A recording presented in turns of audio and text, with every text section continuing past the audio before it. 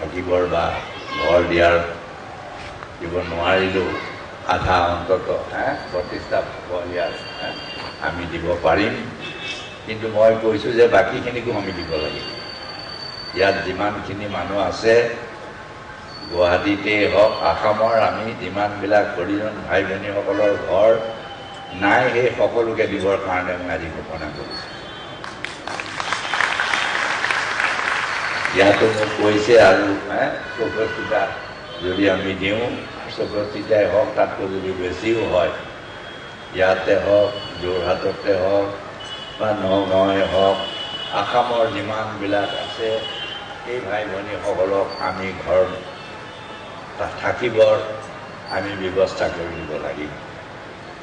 আৰু ময়ো ৰাজনীতি জীৱনত বহুতে নাজানে যোৰহাটৰ হৰিজন ভাই ভনীসকলৰ লগত তাত গৈ মই চাফা কৰিছিলোঁ। তাত যোৰহাটৰ হৰিজন কলনীত আমাৰ কল্যাণ সংঘ বুলি আমি তাত শনিবাৰে গৈ চাফা কৰিছিলোঁ। তাত আমি নাম লৈছিলোঁ। তাৰপিছত আমি এই বুট আজি আমি বিতৰণ কৰি একেলগে খাইছিলোঁ। আজি আমি তাত যোৰহাটতো আমি সেই ধৰণৰ ব্যৱস্থা ল'বলৈ কৰিছে, কাৰণ আমি মহাত্মা গান্ধীৰো সেইটো আদৰ্শ আছিল। আমি তেতিয়া যোৰহাটৰ যিকেইজনমান কংগ্ৰেছ কৰ্মীয়ে আমি তেতিয়া মই স্কুলৰ ছাত্ৰ আছিলোঁ, তাৰপিছত কলেজৰ সেই সময়ৰ পৰা কৰিছিলোঁ। আজি হয়তো আমি যিমানখিনি কৰিব লাগিছিল সিমানখিনি আজি কৰা নাই, আমি আৰু কৰিব লাগিব।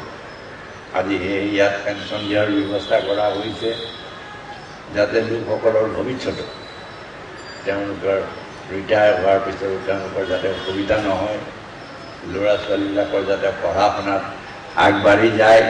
আজি গৈছে আৰু যাব লাগিব। এইফালে চাব।